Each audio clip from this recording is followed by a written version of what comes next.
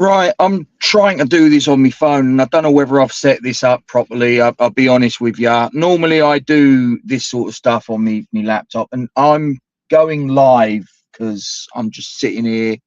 I'm charging my car up. I'm at a bit of a loose end, and to be honest, I've wondered whether to do this for a little while. But I've seen that there's been a few other West Ham YouTube channels, principally both that West Ham channel and Claret and Booze that have done it. And to be honest with you, this is a West Ham fan channel. I'm obviously aware of that, but I don't know. Something just struck a chord with me, and I just thought to myself, do you know what? I think I'm gonna kind of break protocol here and put something on the channel that's not West Ham or football centric. And I really don't know whether anyone's ultimately going to watch this. I really don't know whether anyone's going to be vaguely interested and sort of like give a fuck too much about what my thoughts are on all of this. But here I am. So, you know, and look, if some people think that, oh no, this is a West Ham fan YouTube channel, you shouldn't be sort of like, you know, saying this, and you know it's politics and da da da da da. That's fine. Then just sort of take yourself away.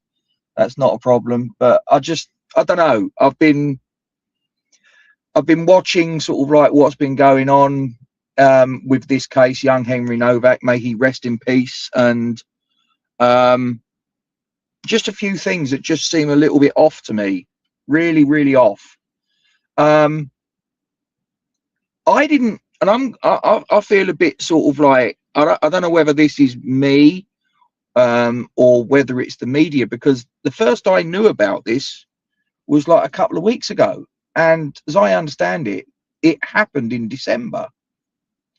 I look at other cases that have happened where the police in not necessarily, you know, in this country and overseas, have done sort of like similar things, and it's been pretty much instantaneous that we have found out about it, and all of the sort of like the fallout from it has been sort of like pretty much immediate. Whereas this, like I say, first I heard of this kid being sort of like treated this way by the authorities, as well as obviously his murder, was a couple of weeks ago, which I just looked at and went, why is that? What's that all about? Let's get down to it. I mean, you know, fundamentally, 18-year-old kid, his whole life ahead of him. You know, there is a family that have lost their son, their brother, their cousin. This kid had his whole life ahead of him, and it's been taken away. He will never fulfill his potential. Young lad, I think he's from Chafford 100. As I understand it, I think he was an Arsenal fan. I've seen photographs of him in an Arsenal kit. And, you know, this isn't about football. As I say, this is a West Ham fan YouTube channel, and I'm breaking from protocol. I don't think I've ever put anything on the channel that the subject matter wasn't connected in some way, shape, or form to either West Ham. I'm not even. I don't think I've ever done a generic football thing on the channel, but I could be wrong. But it's neither here nor there, really.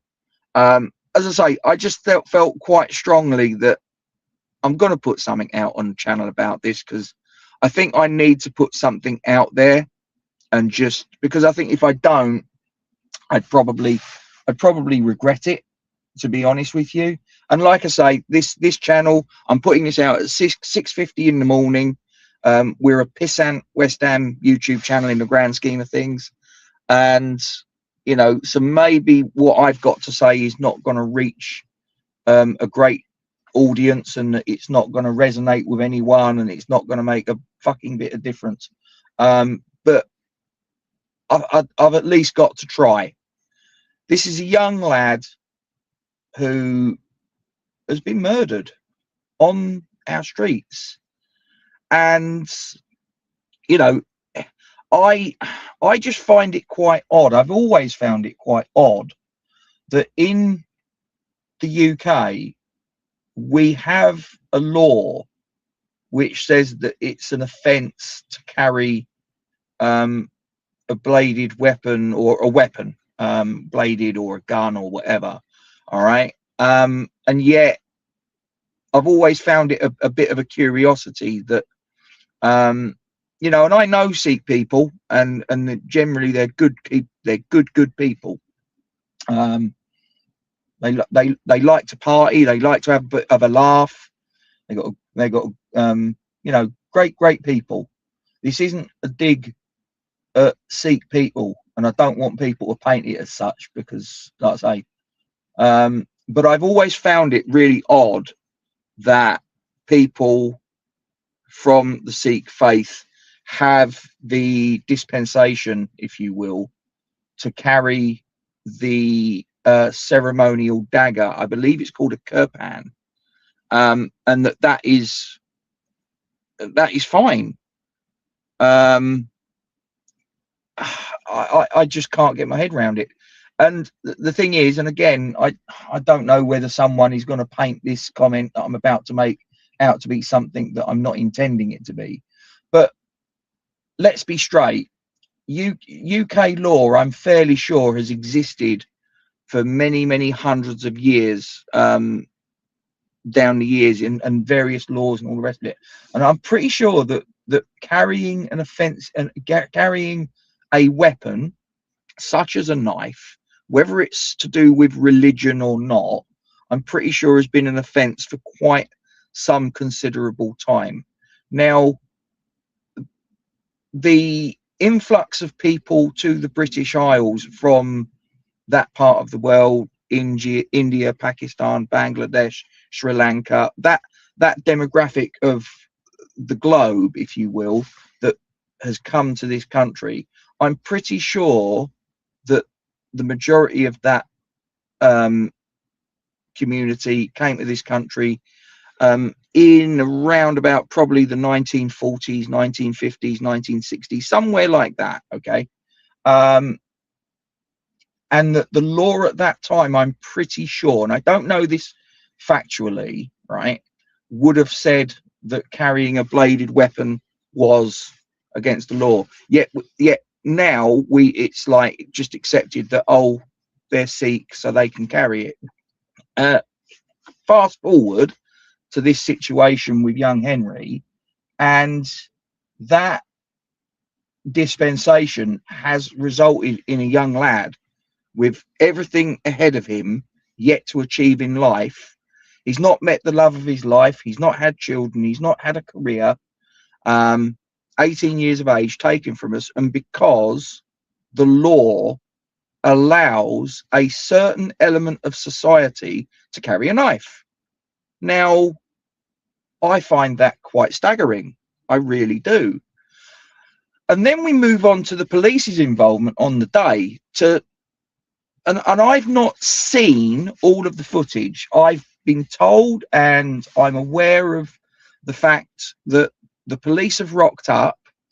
As I understand it, the accusation was made towards young Henry that he had racially abused, attacked his killer, and that the police have rocked up and they're confronted by young Henry, who is on the ground. He's been stabbed 4 or 5 times, as I understand it. He's on the deck. He's in a bad way. And you've got his killer that's stood there upright. And they've just basically, you know, young Henry's on the ground. He's saying that he's been stabbed. He's saying that he can't breathe, whatever.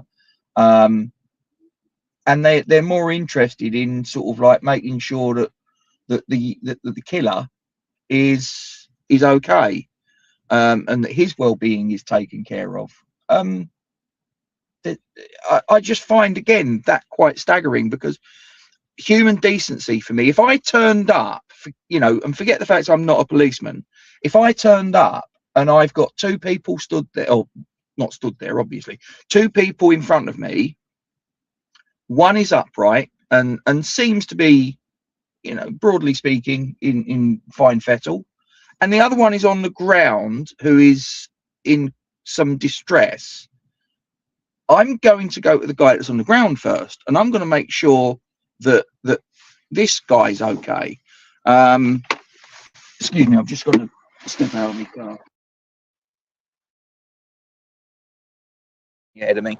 I just find it quite strange that the young lad on the deck that was in quite some considerable distress and alarm wasn't taken care of first. Why? Like I say, I understand that the police may well now, and this, I guess, is a byproduct of certain things that have happened around the world as well as in this country, that they may be that the rank and file police officers who have a tough job to do, let's make no mistake about it, they probably have to tread a very fine line about, you know, do this and don't do that, and all of those things. So I understand that they might be under certain pressures from upstairs. I get that. But surely if you're a decent fucking human being and you turn up and you see two people, one of whom is on the ground and is saying that he's been stabbed, should you not check that person out first before you sort of, you know, yeah, I know you've made the complaint, mate, and you're the one that stood up, but this guy's clearly in a bad way. Let me see what's going on. Now, I also, as I understand it, when the killer, the murderer, went to trial, the judge was at pains to point out that even if the police had turned up and had immediately realised that something was going on and called an ambulance, and the ambulance turned up in quick time, there was nothing that could be done, as I understand it. And I may have got that wrong, but as I understand it, basically, young Henry's fate was sealed the moment the knife was sort of utilised on him. But be that as it may, the police still should have done their job. They are a public servant, and in that situation, I think that they've let Henry and Henry's family down. No parent should ever bury their child. It is something that no parent ever wants to contemplate. It is the ultimate nightmare. And that young lad, that family has been torn asunder. And as I say, I only found out about this, a couple of weeks ago, maybe a month top whack. Maybe I was living in a bubble. I don't know. But the first I knew of this was literally a couple of weeks ago. And I just sit there and go, hang on, why is that? Because there have been other similar things that have happened. And obviously, the big one is George Floyd, because everybody mentions that one. And there are parallels. There are obviously differences as well. They're not completely the same. But young Henry, 18 years of age, is a student. As far as I'm aware, never been in any trouble. George Floyd obviously had a criminal record. That's a fact. Look, he should not have died either. There's no doubt about that. And that was police malpractice, and then some. But the thing that strikes me as really odd and not quite on the level is that George Floyd, when that happened, the whole world protested and you know, all the rest of it, took a knee and various other sort of like ways of recognizing the injustice of the situation. And there was, let's not sort of like forget that. He was a criminal, but he did not deserve to die in that way. But this situation is also similar. I mean, okay, this wasn't a copper that had, you know, someone's their knee on his back of his neck, choking him out, whatever. But this young lad was stabbed, and they've dragged him like like old carpet or something, dragged him whilst he's laying on the floor dying. And as I also understand it, and I think, you know, again, if this proves to be incorrect, then fine. But there's apparently now an allegation story doing the rounds that the police department in Hampshire tried to sort of poo-poo it and cover it up and make it out that Henry was the instigator of this situation, which I find absolutely disgusting. Absolutely disgusting. It's poor. I mean, like I say, it's absolutely poor that we've got a situation where there's a number of things that I'm really pissed off about, quite honestly. I've always been quite concerned that we've got a law that says that there is a demographic of society, there is a religious group that can carry a weapon that actually can lead to someone getting injured and or killed. And here we are. That's precisely what's happened. And just sort of like the lack of any sort of coverage about the incident in and of itself. Like I say, I don't remember in December hearing about this story at all. I don't. And as I say, maybe that's on me. Maybe it was reported, but I genuinely don't remember a story about a young lad in Southampton getting knifed and the police basically sort of treating him as a second-class citizen. You can understand that there are accusations. I mean, Two-Tier Kia, he's got that nickname because there is a growing belief that the police and authorities in general treat people, there are two tiers for their treatment. You know, now I don't know whether that's fact or fiction, but you've got to say that there's a lot of people that believe that, and I don't know. I really don't know. Like I say, fundamentally, there is a family that have lost their son. And the thing that really struck me was when I was reading an article, and I'm pretty sure this was Henry's dad, that he said that his son died without any dignity. And that is absolutely heartbreaking. Absolutely heartbreaking. Like I say, I don't know whether this is anyone's going to be vaguely interested in this. I'm not doing this for subs. I'm not doing this for likes. I'm not doing this. I don't. If I've done it right, I don't even think I've monetized this, because I just think, well, actually, I don't think it should be. I'm pretty sure I've not monetized it. I say I'm doing this on my phone, so I don't know whether I've pressed the right buttons and all that shit. As I say, I just thought I need to. I feel like I need to get something out of. As I say, I stumbled across a video that Jay did on that West Ham channel. I'm also aware that Nick's put something out.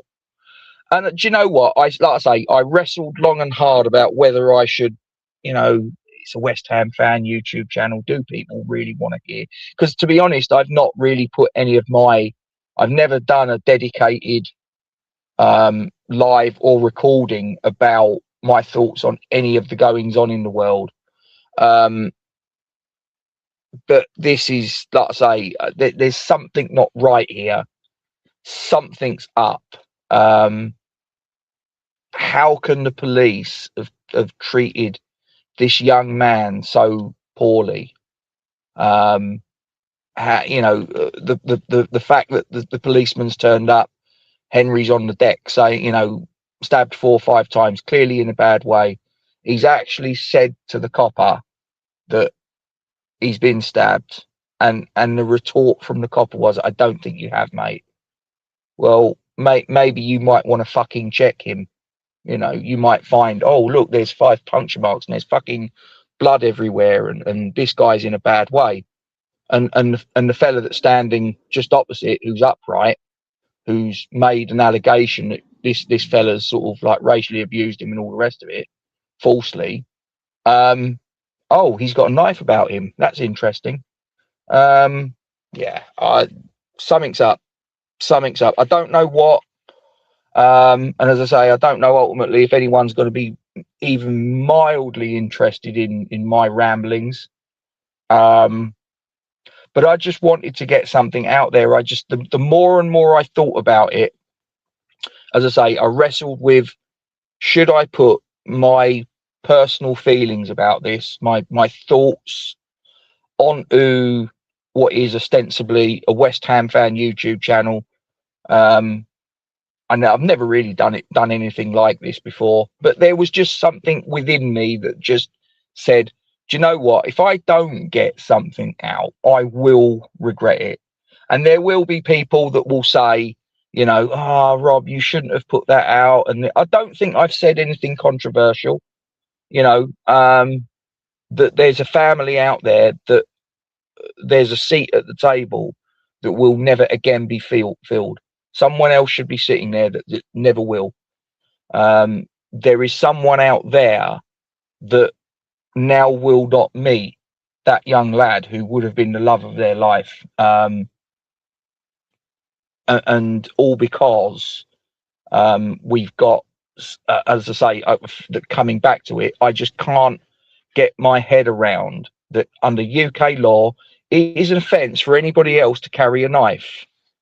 Unless you are from the Sikh community, and that just strikes me as rather odd, because I'm fairly convinced that the law of the land has specified that carrying a knife was illegal, and that law existed well before people from that community immigrated, whatever the right word is, to the United Kingdom.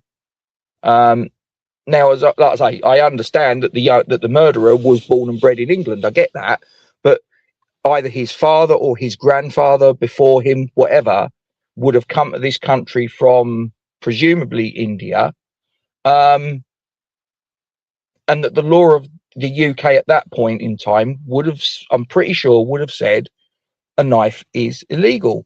But we've just let this situation escalate from that point to now, and as I say, as a result of that, as a direct result of that, allowing that, young Henry is now now in the ground. And I don't know whether there's a way of this being revisited by the people in authority, by the government who work for us. Let's not forget that the government are